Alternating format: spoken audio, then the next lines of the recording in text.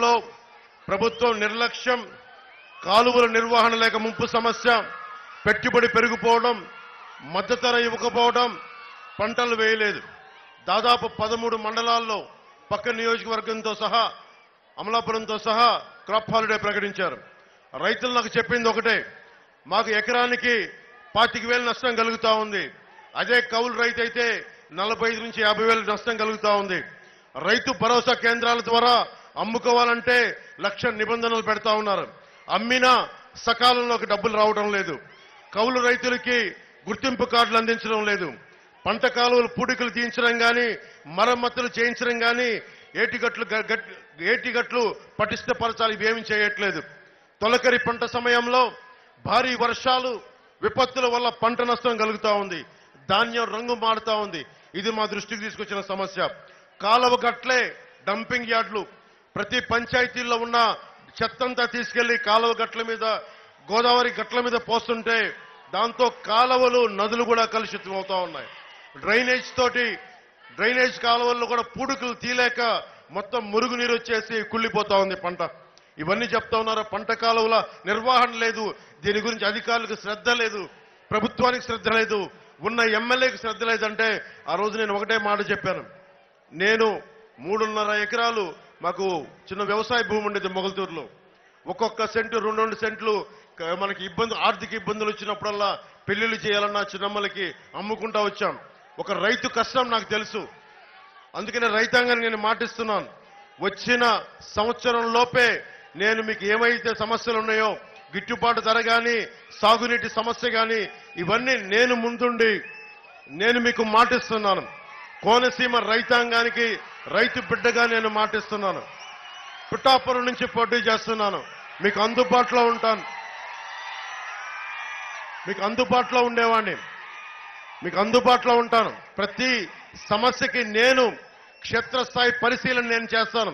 ఈ రోజున వరప్రసాద్ గారిని అభ్యర్థిగా నిలబెడుతున్నప్పటికీ కూడా నేను బాధ్యత తీసుకుంటాను.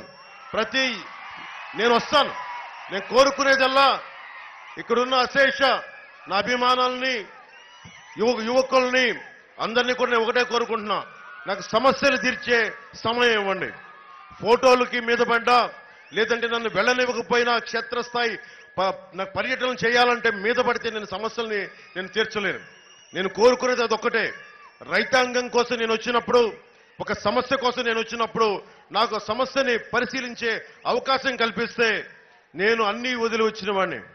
మీకు తెలుసు, 200 కోట్ల పైన సంపాదిస్తే తప్ప 70 కోట్లు ట్యాక్స్ కట్టలేము. నేను 70 కోట్లు ట్యాక్స్ కట్టాను 5 సంవత్సరాల్లో. అది నా సంపాదన. నాకు రాజకీయాల్లో డబ్బు సంపాదన అవసరం లేదు.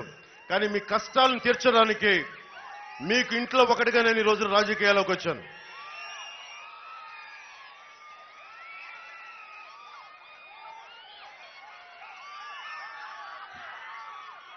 ముఖ్యంగా రైతాంగం చెప్పింది, నీటి తీరువ సంఘాలు ఉండేవి, అవి రద్దు చేశాడు. ఆ వ్యవస్థను చంపేశాడు జగన్. కూటమి ప్రభుత్వం రాగానే నీటి తీరువ సంఘాల్ని పునరుద్ధరణ చేస్తాం. అలాగే వాటికి ఎన్నికలు పెట్టడం మానేశారు.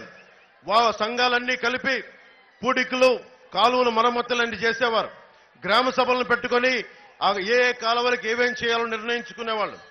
దానికి అవన్నీ లేకపోవడం వల్ల ఈ రోజున అన్ని రకాల వ్యర్థాలు వెళ్ళిపోయి పూడికలు లేక నష్టపోతా ఉన్న రైతాంగం. రైతులు పెట్టుబడి ఖర్చులు పెరిగిపోయినాయి. ధవళేశ్వరం నుంచి అంతర్వేది వరకు ఉన్న పంట కాలువల్లో దారి పొడవున డ్రైనేజ్ కలవటం వల్ల పంట పొలాల్లోకి వ్యర్థాలు చేరి పంట నాశనం అవుతా ఉంది.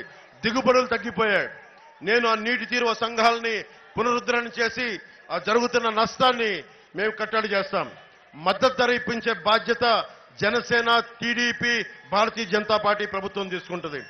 పండిన పంట ఈ రోజున వైసీపీకి పండిన పంటకి కొన్నా కానీ డబ్బులు ఎప్పుడు ఇస్తున్నారో తెలియని పరిస్థితి.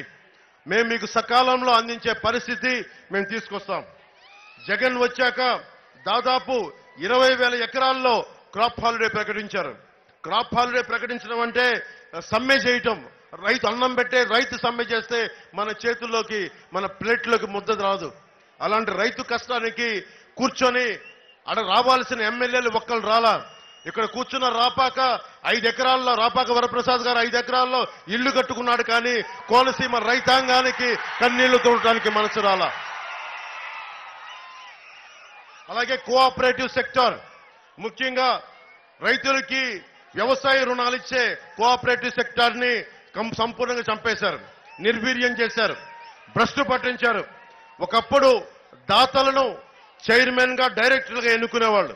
ఆ ఎన్నికల వ్యవస్థని తీసేసి రైతాంగానికి ఏమాత్రం సంబంధం లేని, ఒక రైతు కష్టం తెలుసుకోలేని, తెలియని వ్యక్తి అయిన ఎమ్మెల్సీ అనంతబాబు అనే వ్యక్తిని మనకి ఈ అగ్రో సంస్థకి అగ్రో లోన్స్ ఇచ్చే కోఆపరేటివ్ చైర్మన్ గా చేశారు. అనంతబాబు అనే వ్యక్తి మీకు తెలుసు. తన కింద పనిచేసే ఒక దళిత కులానికి చెందిన డ్రైవర్ని చంపేసి డోర్ డెలివరీ చేసిన వ్యక్తి. ఇదే కనుక ఒక చిన్నపాటి దెబ్బ ఇద్దరు కొట్టుకుంటేనే పోలీసులు కేసులు పెడతారు. జగన్ మీద చిన్న గులకరాయి పెడితే మొత్తం ఆ కుర్రాన్ని పట్టుకున్నారు. ఒక డ్రైవర్ ఏ కులానికి చెందినవైనా కావచ్చు, ప్రత్యేకించి దళిత కులానికి చెందిన డ్రైవర్ని ఎమ్మెల్సీ చంపేసి డోర్ డెలివరీ చేస్తే ఈ రోజుకి దానికి అతి గతి లేదు. మళ్ళీ వచ్చి అతను మనకి రోడ్ల మీదకి వచ్చి మళ్ళీ వైసీపీకి ఓట్లు వేయమని అడుగుతాడు. దీన్ని బట్టి ఆలోచించండి ఎంత దిగజారిపోయిన ప్రభుత్వాలు. ఇది మీకు నష్టం, మనకి నష్టం. ముఖ్యంగా ఇందాక హరీష్ గారు